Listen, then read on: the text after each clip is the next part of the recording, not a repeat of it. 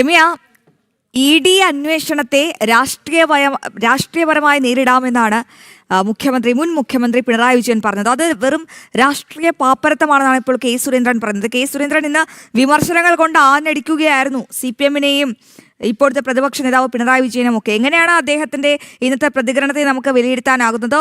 ഒപ്പം രേഖകളും വിവരങ്ങളും ഒക്കെ എതിരായ സ്ഥിതിക്ക് ഇനി എന്താകും അടുത്ത നീക്കം ഇ ഡിയുടെ?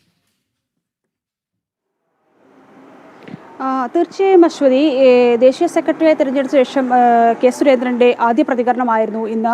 കൃത്യമായി തന്നെ മസപ്പടി വിവാദവുമായി ബന്ധപ്പെട്ട് പിണറായി വിജയനെതിരെ, അതായത് പ്രതിപക്ഷ നേതാവ് പിണറായി വിജയനെതിരെയും മകൾ വീണ വിജയനെതിരെയും ആഞ്ഞടിക്കുന്ന കാഴ്ച തന്നെയാണ് നമുക്ക് ഇന്ന് കാണാൻ കഴിഞ്ഞത്.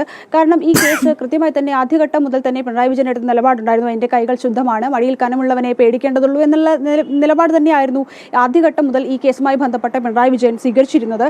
പക്ഷേ നമുക്കറിയാം, പലപ്പോഴും മീഡിയ അന്വേഷണവുമായി ബന്ധപ്പെട്ട് ഇ ഡി റെയ്ഡും ഒക്കെ വരുമ്പോൾ കഴിഞ്ഞ തവണ ഉൾപ്പെടെ നമ്മൾ കണ്ടതാണ്, വലിയ രീതിയിലുള്ള പാർട്ടി ഇടപെടുന്നു, അല്ലെങ്കിൽ വലിയ രീതിയിലുള്ള സഖാക്കൾ ഉൾപ്പെടെ വലിയ രീതിയിലുള്ള പ്രക്ഷോഭങ്ങൾ ഉണ്ടാക്കുന്നു, ഇ ഡി ഉദ്യോഗസ്ഥർ ആക്രമിക്കുന്നു തുടങ്ങിയ രംഗങ്ങളിലേക്കെല്ലാം തിരുവനന്തപുരം കോഴിക്കോടും എല്ലാം സാക്ഷ്യം വഹിച്ചതാണ്.